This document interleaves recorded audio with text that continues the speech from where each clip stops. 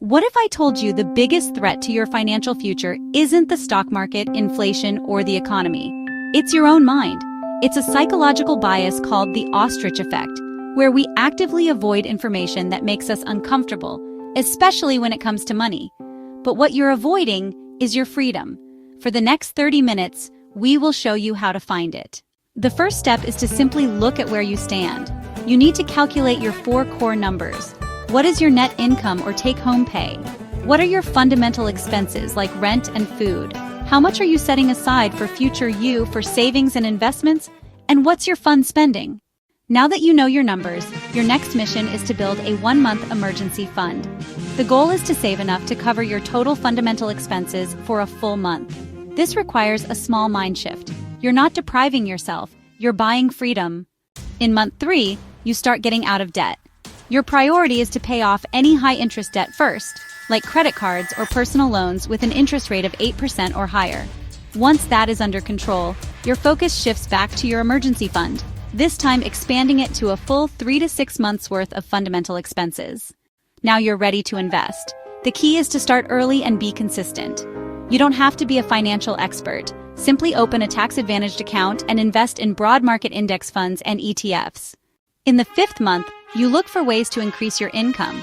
This can be as simple as negotiating a raise at your current job, finding a higher-paying one, or starting a small side hustle.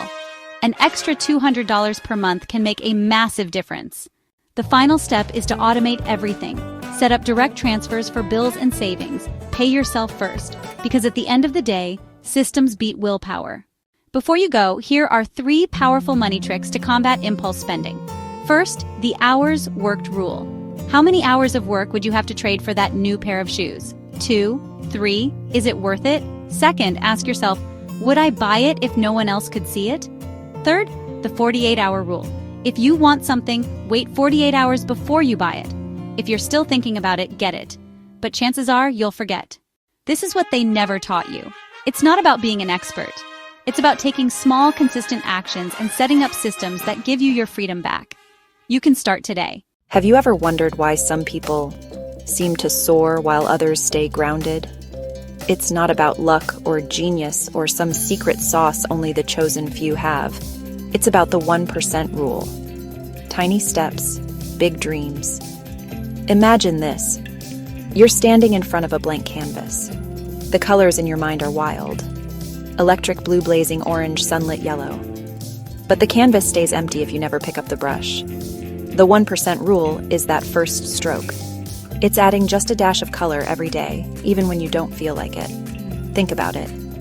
If you get just 1% better at something every day, where would you be in a year? That's 37 times better. Not perfect, not superhuman, but transformed.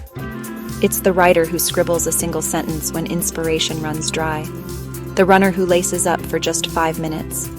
The dreamer who takes one small risk, then another, and another. Ordinary people achieve extraordinary results because they choose progress over perfection. They show up, they stumble, they fall, but they keep painting, one tiny stroke at a time. So what's your 1% today? Maybe it's a phone call you've been dreading, a page you've been meaning to write, a habit you want to build. Don't wait for the stars to align. Pick up your brush, add your color. Because extraordinary isn't a lightning bolt. It's every small spark, every single day. Your masterpiece is waiting.